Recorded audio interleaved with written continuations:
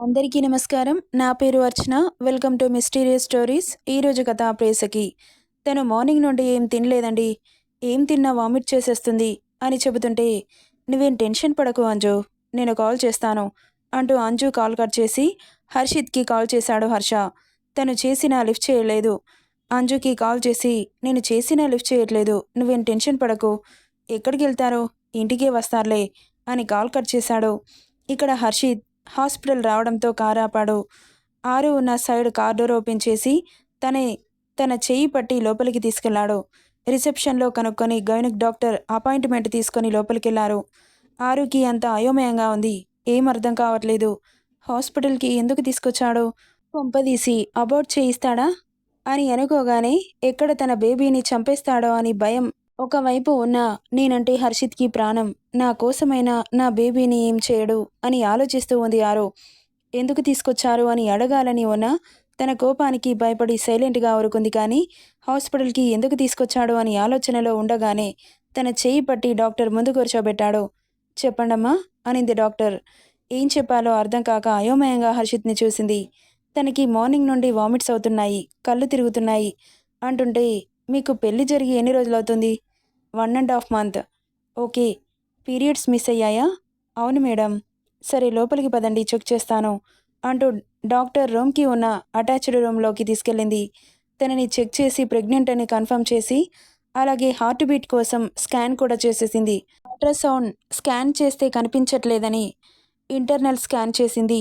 ఇక ఆరు వాష్రూమ్కి వెళ్తే తను వచ్చేసరికి తనతో మాట్లాడాల్సిన అవసరం లేదు డాక్టర్, నేను చెబుతున్నాను కదా, అబార్ట్ చేయండి, ఆలోచించుకొని రేపైనా చెప్పండి అంటుంటే, వద్దు డాక్టర్, సమయం గడుస్తున్న కొద్దీ లోపల బేబీ మీద ప్రేమ పెంచుకుంటుంది, అలా పెంచుకోవడం నాకు ఇష్టం లేదు, మీరు వెంటనే తనకి అబార్ట్ చేసేయండి. మరి తను ఒప్పుకున్నట్లు సైన్ కావాలి. ఓకే మేడం, నేను పెట్టిస్తాను అంటున్న అతని మాటలు ఆరుని శిలలా మారేలా చేస్తే కళ్ళు వర్షించే సంద్రాలే అయ్యాయి. ఆరుకి బొమ్మలా నిలబడిపోయిన ఆరుని చూసి, ఆరు ఇలారా అంటూ తనని పక్కన కూర్చోబెట్టుకొని, దీని మీద సైన్ చెయ్యి అన్నాడు. ఇక ఒక్క మాట కూడా మాట్లాడకుండా ఎక్కడ సైన్ పెట్టాలో పెట్టేసి హర్షిత్ని చూసింది. తనకు ఏం సంబంధం లేదు అన్నట్లు ఉండిపోయాడు. ఇక పదమ్మా అంటూ తనని థియేటర్కి తీసుకెళ్ళింది డాక్టర్. మనసుని ఫీలింగ్స్ని అన్నీ చంపుకొని డాక్టర్తో పాటు లోపలికెళ్తుంటే ఆరు చేతిని పట్టుకొని కిస్ చేశాడు హర్షిత్. ఎలాంటి రియాక్షన్ లేదు. ఆరు నుండి శూన్యంలోకి చూస్తూ ఉంది. లోపలికెళ్ళి డాక్టర్ చెప్పిన యాంగిల్లో పడుకుంది. హర్షిత్ తలకి చేతులు పెట్టుకొని అక్కడే చైర్లో కూలబడిపోయాడు. భారంగా ఉంది నిజం, దూరంగా వెళ్తోంది జీవితం, నీ మాటే నా నిర్ణయం, నీ కోసం ఏదైనా సమ్మతం. డాక్టర్ వాళ్ళ డ్రెస్ వేసి ప్రొసీజర్ స్టార్ట్ చేశారు. అనస్థేషియా ఇచ్చి లోయర్ పార్ట్ మత్తు ఎక్కగానే తన పని చేస్తోంది డాక్టర్. తన గర్భాశయం నుండి అలా వేరు చేస్తున్నారో చూస్తున్న ఆరుకి కళ్ళు సంద్రాలుగా మారి బెడ్షీట్ మీద తడుపుతున్నాయి. ఆమె కన్నీళ్ళు నిశ్శబ్దంగా. మత్తులో కూడా నొప్పి తెలుస్తుంటే కన్నీళ్లతో ఆ బాధని బయటకు పంపించేస్తోంది. చివరి క్షణం వరకు అతడు ఆపుతాడేమో అని ఎదురు చూసిన ఆరికి నిరాశే మిగిలింది. ఆమె మనసులో ఎన్నో వేల ప్రశ్నలు, వేటికి జవాబులు లేవు. ప్రాణంగా ప్రేమించిన మనిషి కసాయివాడిలా ఒక రక్తపు ముద్ద పెరిగి జీవం పోసుకుంటున్న సమయంలో ఆ పిండాన్ని కణం నుండి తల్లితో వేరు చేయిస్తున్నాడు అన్న బాధ ఆమెలో. తన మనసుతో ఫీలింగ్స్తో ఎలాంటి సంబంధం లేదు అన్నట్లుగా ప్రవర్తిస్తుంటే గుండె ముక్కలైంది. ఇలా చేసే బదులు తన ప్రాణం తీస్తే హాయిగా చనిపోదును కదా అన్నంత బాధ. ఏం పాపం చేసింది తనలో పిండాన్ని కరిగించడానికి అంటూ వాళ్ళు ఆ పిండాన్ని ఆమె నుండి వేరు చేస్తుంటే పేగులని పెగిలిస్తున్నంత బాధ. అటు మనసు ముక్కలైన బాధ, ఇటు శరీరంలో ఒక భాగాన్ని వేరు చేస్తున్నంత నొప్పి.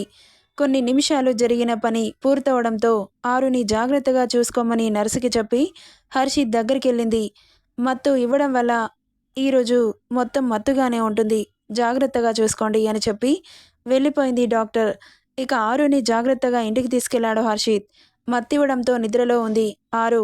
కానీ ఏడ్చి ఏడ్చి ఆమె కళ్ళు ఉబ్బి ఉండడం అబ్జర్వ్ చేశాడు. ఆలోచనలతోనే ఇల్లు రావడంతో కారు ఆపి ఆమెను చూశాడు. మెల్లగా కళ్ళు తెరిచి హర్షిత్ని క్షణం చూసి తల తిప్పేసుకుంది ఆరు. ఆమెను ఏమాత్రం పట్టించుకోకుండా మెల్లగా కారులో నుండి దింపి తన చెయ్యి పట్టుకొని లోపలికి తీసుకెళ్లి బెడ్ మీద పడుకోబెట్టి ఏసీ అడ్జస్ట్ చేశాడు. వెళ్ళేటప్పుడు ఆరు కాస్త బాగానే నడుచుకుంటూ వెళ్ళింది. వచ్చేటప్పుడు చాలా నీరసంగా వస్తుంటే కంగారుగా హర్షిత్ రూమ్కి పరుగున వచ్చింది. తల్లి రావడంతోనే రూమ్ నుండి బయటకు వెళ్ళిపోయాడు హర్షిత్. అంజుని చూసిన ఆరు గడ్డ కట్టుకుపోయిన దుఃఖాన్ని ఆమెను చూడగానే కరిగి వర్షంలా మారి వరదలై పారుతున్నాయి ఆమె కన్నీరు. ఆరు అలా ఏడుస్తుంటే ఏమైంది తల్లి అని టెన్షన్గా అడిగింది అంజు. ఆమెను గట్టిగా హత్తుకొని ఏం చెప్పాలో తెలియక వెక్కుతోంది. ఏమైందమ్మా అని అడుగుతుంటే అబార్షన్ చేయించాడొత్తయ్య అని కన్నీరు మున్నీరుగా ఏడుస్తోంది. అబార్షన్ అనగానే ఒక్కసారిగా బ్రెయిన్ స్ట్రక్ అయిపోయింది ఆమెకి. నువ్వేం మాట్లాడుతున్నావారు? అవునత్తయ్య, మీ అబ్బాయి నాకు అబార్షన్ చేయించాడు. వాడసలు మనిషా రాక్షసుడా? అబార్షన్ చేయించడమేంటి అంటూ ఆమెను మెల్లగా బెడ్ మీద పడుకోబెట్టి హర్షిత్ కోసం బయటకు వచ్చి చూసింది. ఎక్కడా కనిపించలేదు. ఇక వెక్కుతుంటే అబ్డోమినల్లో నొప్పి వచ్చి స్టమక్ పట్టుకుంది ఆరు. అంజు వెళ్ళేసరికి నొప్పికి విలవిలలాడుతుంటే ఏమైంది తల్లి అని భయంతో కాళ్ళు చేతులు వణుకుతున్నాయి అంజుకి.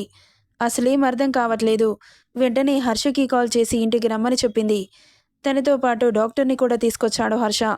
ఇక ఆమెకు నిద్ర చాలా అవసరమని మెలకుతో ఉంటే ఆలోచించి తన బుర్ర పాడు చేసుకుని ఏడుస్తుందని నిద్రకి ఇంజెక్షన్ ఇచ్చి బలానికి ట్యాబ్లెట్స్ రాసిచ్చి చాలా వీక్గా ఉంది, హెల్దీ ఫుడ్ ఇవ్వండి అని చెప్పి వెళ్ళిపోయింది డాక్టర్. ఇక విషయం తెలుసుకున్న అను, నిత్య, సింధుజ అందరూ ఇంటికి చేరారు. ఆరు తండ్రి బామ్మ కూడా వచ్చారు. మనవడు చాలా మంచివాడు, ఇలా ఎందుకు చేశాడు అని ఆలోచిస్తూ ఉంది బామ్మ. అల్లుడు మంచివాడు అని శ్రీనివాస్కి కూడా తెలుసు. ఇలా తన కూతుర్ని బాధ పెట్టడు అని కూడా తెలుసు. కానీ ఎందుకు ఇలా చేశాడో? హార్ట్ ట్రాన్స్ప్లాంట్ సర్జరీ జరిగినందుకు పిల్లల్ని కనకూడదు అని డాక్టర్ చెప్పిందా? అందుకే అబార్షన్ చేయించాడా? ఆ విషయం కూతురికి చెబితే బాగుంటుంది కదా, కానీ ఎవరికి ఎందుకు చెప్పలేదు అని అందరి మెదడులో ఇదే తెలిచేస్తోంది.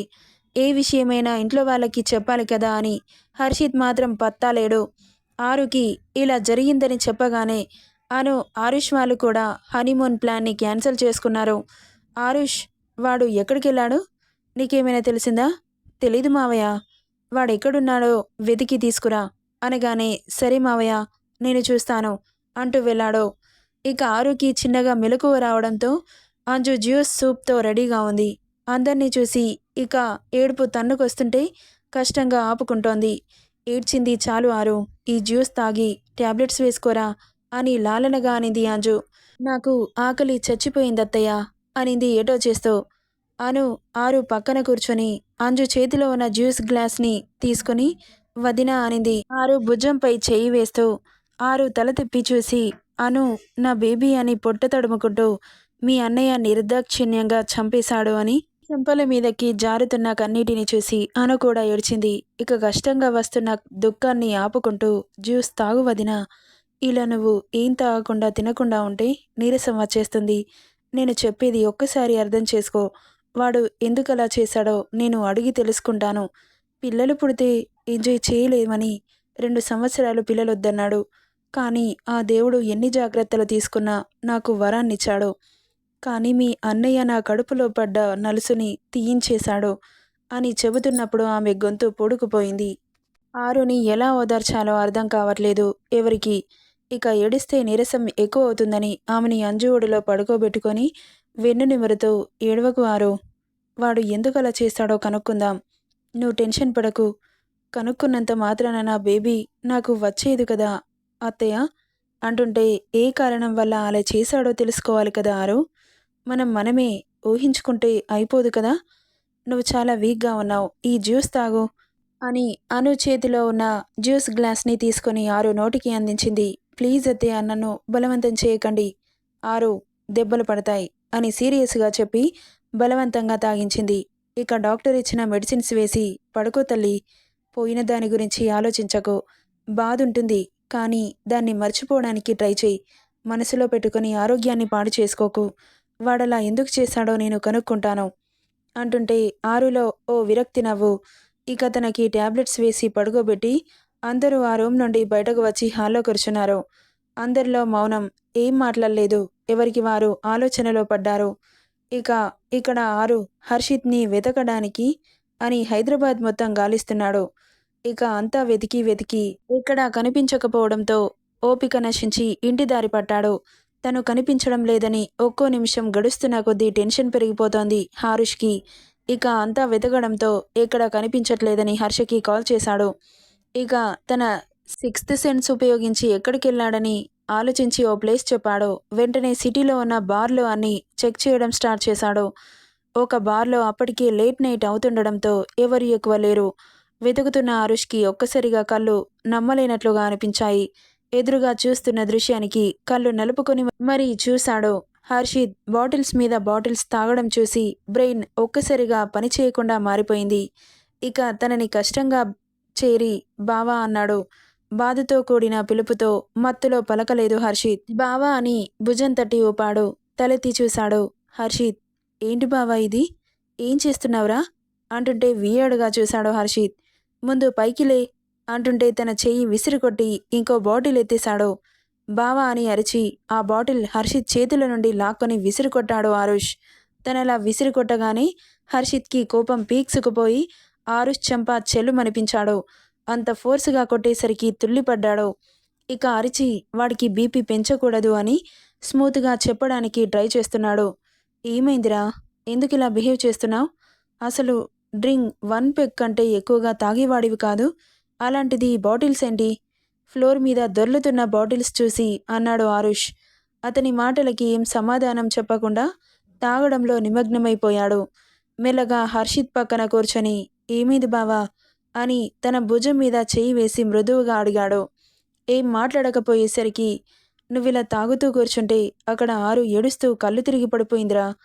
తనంటే ప్రాణమన్నావు, పిచ్చి అన్నావు, అదంతా ఇటుపోయాయి. ప్రేమ చచ్చిపోయిందా అని తనకి కోపం వచ్చేలా అనగానే కోపంతో ఆరుష్ పీక పట్టుకున్నాడు. ఊరుకుంటున్నాను కదా అని ఎక్కువ మాట్లాడుతున్నావేరా? మరి తనని అలా బాధపెట్టి ఏమన్నా చావని అని వదిలేసి ఇక్కడికి వచ్చి డ్రింక్ చేస్తే కూర్చున్నావు. అక్కడ తన పరిస్థితి ఎలా ఉందో తెలుసా అంటుంటే ఏం మాట్లాడలేదు హర్షిత్. నువ్విలా మౌనంగా ఉంటే మాకు ఎలా తెలుస్తుంది? నోరు విప్పి చెప్పరా అసలేమైంది అంటున్న హర్షిత్ మాటలకి షార్పుగా చూశాడు. నువ్వు నన్ను తిట్టినా సరే కొట్టినా సరే అసలేం జరిగిందో చెప్పు బావా. అబార్షన్ ఎందుకు చేయించావు? తన హెల్త్ ఎంత పాడవుతుందో తెలుసా? తనకి చిన్నగా ఫీవర్ వస్తేనే తట్టుకోలేకపోయేవాడివి. అలాంటిది తనలో పెరుగుతున్న ఓ నలుసుని కత్తులతో పొడిపించి తన పేగు నుండి వేరు చేశారు అని చెబుతున్న ఆరుష్ మాటలకి పిడిగిలి బిగుసుకుంది. నీకు కోపం వస్తుంది కానీ నేను చెప్పేవి నిజాలే కదా.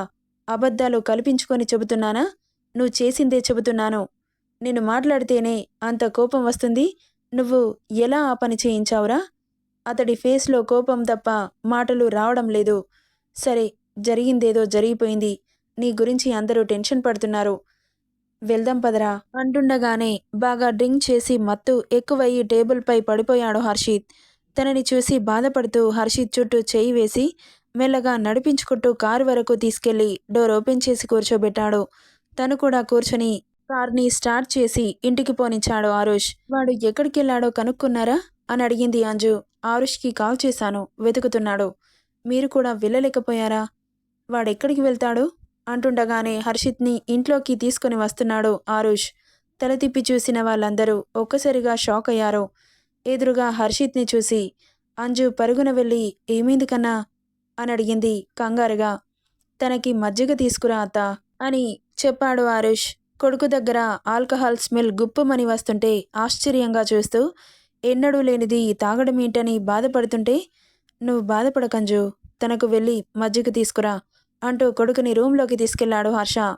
ఆరు ఉన్న రూంలోకి తీసుకెళ్తే హర్షిత్ని చూసి బాధపడుతుందని వేరే గదికి తీసుకెళ్లాడు. హాల్లో వీళ్ళిద్దరిని చూస్తున్న వాళ్ళంతా అసలేం జరుగుతుంది? నిన్న మొన్న పెళ్లి హడావిడిలో అందరూ చాలా బాగా ఎంజాయ్ చేశారు. ఈ ఇంటికి ఏ దిష్టి తగిలిందో ఒక్కసారిగా బాధ కమ్మేసింది అనుకుంటూ బాధపడుతున్నారు. అటు కొడుకు కోడల్ని బాధపెట్టి వాడు బాధపడుతున్నాడు. ఎందుకు? ఏం జరిగిందో చెబితేనే కదా తెలిసేది అన్న కోపం మంజులో. ఇక మజ్జిగ చేసి కొడుకు కోసం రూమ్కెళ్ళింది. బెడ్ మీద పడుకొని ఉన్న కొడుకుని చూసి బాధపడుతూ హర్షిత్ పక్కన కూర్చొని కన్నా అంటూ పిలిచింది. మత్తుగా ఉండడంతో లేవలేకపోయాడు. హర్ష కొడుకుని మెల్లగా లేపి కూర్చోబెట్టి అంజు చేతిలో ఉన్న బటర్ మిల్క్ తీసుకొని తనకి తాగించాడు. అంజు తన చీర చెంగుతో పెదాలు తుడిచి, అసలేమైంది కన్నా? ఎందుకిలా డ్రింక్ చేసొచ్చా? నీకసలు అలవాటే లేదు కదరా అంటూ మౌనంగానే బాధపడింది. ఇక తన బట్టలు విప్పేసి హర్ష వేరే బట్టలు అంజు చేతిలో పెట్టగానే హర్ష హెల్ప్తో డ్రెస్ వేసి బెడ్ మీద పడుకోబెట్టింది. ఇటు కొడుకుని చూడాలో లేక కోడలికి అలా అయిందని బాధపడాలో అర్థం కాక, మీరు ఇక్కడే ఉండండి, మీకోసం డిన్నర్ ఇక్కడికే తీసుకొస్తాను అని హర్షకి చెప్పి కిచెన్లోకెళ్ళింది అంజు. అను, మీరందరూ తినేయండి అని చెప్పి హర్ష కోసం డిన్నర్ ప్లేట్ రూమ్కి తీసుకెళ్ళింది. హర్ష చేతిలో ప్లేట్ పెడుతూ, అసలేంటండి ఇదంతా? ఏం జరుగుతోంది? ఎందుకు వీడు ఇలా బిహేవ్ చేస్తున్నాడు అని అడుగుతుంటే, టెన్షన్ పడకంజు, ప్రశాంతంగా ఉండు, అంతా సర్దుకుంటాయి. వాడు కావాలనైతే అలా చేయడు. వాడు నా కొడుకు. మీరందరూ అన్నీ తిడుతున్నా నాకు మాత్రం వాడి మీద కోపం రావట్లేదు. ఎందుకంటే ఒక ప్రాణం తీసేయంత రాక్షసులం కాదు మేము అన్నాడు హర్ష. అతని మాటకి ఒక్కసారిగా గుండె చలించినట్లయింది అంజుకి. పడుకున్న కొడుకుని బాధగా చూస్తూ, ఎందుకన్నా నీలో నువ్వే బాధపడి ఆరుని బాధ పెడుతున్నావు అంటూ హర్షిత్ పక్కన కూర్చొని బాధపడుతోంది అంజు. నువ్వు తిన్నావా అని అడిగాడు హర్ష. మీరు తినండి అనింది దిగులుగా. ఆమెను చేయి పట్టి పక్కన కూర్చోబెట్టుకొని కలిపి ముద్దని అంజు నోటికందించాడు. ఇద్దరు తినేసి హర్షని కొడుకు పక్కనే పడుకోమని చెప్పి వెళ్ళిపోయింది అంజు. హర్ష హర్షిత్ని చూస్తూ, ఏమైంది కన్నా? ఎందుకిలా చేస్తున్నావు? ఏ కారణం లేకుండా నువ్విలా చేయవని నాకు తెలుసు. కనీసం నాకైనా చెప్పాలిగా అంటూ తల నిమురుతున్నాడు. తనకి కాస్త తినిపించి పడుకోబెడదామని చూస్తుంటే కనీసం కదలని కూడా కదలట్లేదు. కొడుకుని చూస్తూ ఎప్పుడు నిద్రలోకి జారుకున్నాడో తెలీదు. ఇక్కడ అంజు ఆరు రూమ్కి వెళ్ళేసరికి ఎటో చూస్తూ ఆలోచిస్తున్న ఆరుని చూసి, అమ్మ ఆరు, ఇదిగో కాస్త తిను తల్లి అంటూ చపాతి చేసి తీసుకొచ్చింది. వద్దత్తయ్యా, నువ్విలా అంటే అస్సలు బాగోదు, చెబుతున్నా, నిజంగా దెబ్బలు పడతాయి. నువ్వు తినకుంటే నేనిక్కడి నుండి కదులుతానని అనుకుంటున్నావా అని కసిరి బలవంతంగానైనా తినిపించింది. తనలా తినిపిస్తుంటే తనలో అమ్మని చూసుకుంటూ తినేసింది ఆరు. ఇక తనకి తినబెట్టి అంజు ఒడిలోనే పడుకోబెట్టుకుంది ఆరుని. ఆరు మౌనంగా తనని ప్రాణంగా ప్రేమించిన వాడే కాల యముడిలా తన బిడ్డను తనకి దూరం చేశాడు అన్న బాధ ఆమెను కుదురుగా ఉండనివ్వట్లేదు. అసలు మనసు ఎలా వచ్చింది చంపేయడానికి అని మనసు మూగగానే రోదిస్తోంది. తెలియకుండానే కన్నీళ్లు చెంపల మీదకి జారుతున్నాయి. పడుకో తల్లి, ఏడ్చి ఏడ్చి హెడేక్ వస్తుంది కానీ ఇంకేముండదు. వాడు ఎందుకలా చేశాడో కనుక్కుందాం, నువ్వేం బాధపడకు. ఏ కారణం లేకుండా నా కొడుకు అలా చేయడు అంటుంటే ఆమెలో ఎలాంటి ఫీలింగ్స్ లేనట్లుగా మారిపోయింది. ఇక తెలియకుండానే నిద్రలోకి జారిపోయింది. ఆమెను పిల్లో మీదకి అడ్జస్ట్ చేసి బెడ్షీట్ కప్పి అక్కడి నుండి వెళ్ళిపోయింది అంజు. నెక్స్ట్ డే మార్నింగ్ మెల్లగా మెలకు వచ్చిన హర్షిత్ ఆరు గుర్తు రావడంతో టక్కున లేచి కూర్చొని బేబీ అంటూ చుట్టూ చూశాడు. అతను అలా లేవగానే హర్ష కూడా లేచి హర్షిత్ని చూసి, ఏమైంది కన్నా అని కంగారుగా అడుగుతుంటే, డాడ్, మీరేంటిక్కడ? నా ఆరు ఏది అంటుంటే, నీ రూమ్లో ఉంది. నేను ఎందుకు ఇక్కడికొచ్చాను అన్నాడు. అతని మాటలకి ఆశ్చర్యపోతూ, నువ్వు బార్కి ఎందుకెళ్ళా అని అడిగాడు హర్ష. గుర్తు చేసుకున్నాడు హర్షిత్. ఇకేం మాట్లాడలేదు. చెప్పు కన్నా అంటూ తల నిమిరాడు. డాడ్ అని హర్షని చుట్టేసి తనలో ఉన్న బాధనంతా బయటకు పంపాడు హర్షిత్. ఏమైంది కన్నా అంటుంటే, నథింగ్ డాడ్. ఆరు ఎక్కడా? రూమ్లోనే ఉంది, కానీ ఏమైందో చెప్పు. నేను మీకు అన్ని వివరంగా తర్వాత చెబుతాను, కానీ ముందు ఆరుని చూడాలి అంటూ అక్కడి నుండి లేచి గబగబా తన రూమ్కెళ్ళాడు. ఆరు పడుకొని కనిపించడంతో తన పక్కన కూర్చొని ఆమె చెంప నిమురుతూ రెప్ప వేయకుండా చూస్తున్నాడు. ఏడ్చి ఏడ్చి నీరసం ఆవహించి మత్తుగా పడుకుంది. ఆమెను అలా చూస్తుంటే గుండె తరుక్కుపోయింది హర్షిత్కి. మెల్లగా కిందకి వంగి నుదిటి మీద పెదవులు అద్దాడు. పతి స్పర్శకి చిన్నగా కదిలింది. వెంటనే కాస్త దూరం జరిగాడు హర్షిత్. మెల్లగా కనురెప్పలు తెరిచి చూసింది. ఎదురుగా ఉన్న హర్షిత్ని చూసి కోపంతో కళ్ళు ఎర్రగా మారాయి. అతని మీద ఉన్న కోపాన్ని చూస్తుంటే బాధేస్తోంది. ఇక కష్టంగానేనా? ఎలా ఉంది బేబీ అన్నాడు ప్రేమగా. ఇలా ఉంటే నీకే? నీ కోరికైతే నెరవేరిందిగా అనింది ఏడుపు గొంతుతో. ఏం మాట్లాడలేదు హర్షిత్. పిల్లలు పుడితే నేను నిన్ను దూరం పెడతాననే కదా అలా చేశావు? ఇప్పుడు ఎలాంటి అడ్డు లేదు. నా శరీరమే నీకు కావాలి కదా. ఇప్పుడు నీ ఇష్టం వచ్చినట్లు చేసుకో. నీకెన్నిసార్లు కావాలనిపిస్తే అన్నిసార్లు ఉండు. ఇప్పుడు అంటుంటావు కదా, this properties belongs to me అని. ఈ శరీరం నీది అని నేను కూడా చెప్పాను. ఇప్పుడు కూడా చెబుతున్నాను. నీ ఇష్టం వచ్చినంతసేపు నీ కోరికని తీర్చుకో. నా ఫీలింగ్స్తో సంబంధం లేదు నీకు. ఎలా కావాలనుకుంటే అలా. నేను అడ్డు చెప్పను. నువ్వు హ్యాపీగా ఉండడమే నాకు కావాలి అని ఆమెకు తెలియకుండానే జారుతున్న కన్నీటిని తుడుచుకోవాలని కూడా మర్చిపోయింది ఆరు.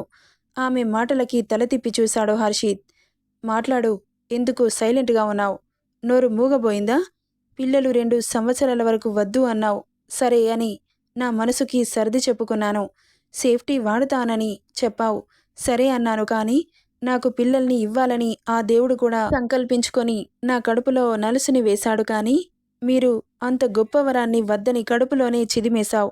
నన్నేమైనా చేసుకో, కానీ ఇప్పుడిప్పుడే ఊపిరి పోసుకుంటున్న నా బిడ్డ ఏం చేసిందని ఎలా చంపేశావు అంటుంటే ఎర్రగా మారిన కళ్ళతో చురకత్తుల్లా ఉండే చూపులతో చూపు చూశాడు. ఏంటి అలా చూస్తున్నావు? మాట్లాడు అంటుంటే ఒక్క మాట కూడా మాట్లాడకుండా అక్కడి నుండి వెళ్ళిపోయాడు హర్షిత్. వెళ్ళిపోతున్న అతన్ని చూస్తూ మోకాళ్ళలో తలదుర్చి మౌనంగానే రోదిస్తోంది ఆరు. నెక్స్ట్ పార్ట్లో ఏం జరుగుతుందో చూద్దాం. ఈ స్టోరీ ఎలా ఉందో కామెంట్ చేయండి guys. Thank you for listening.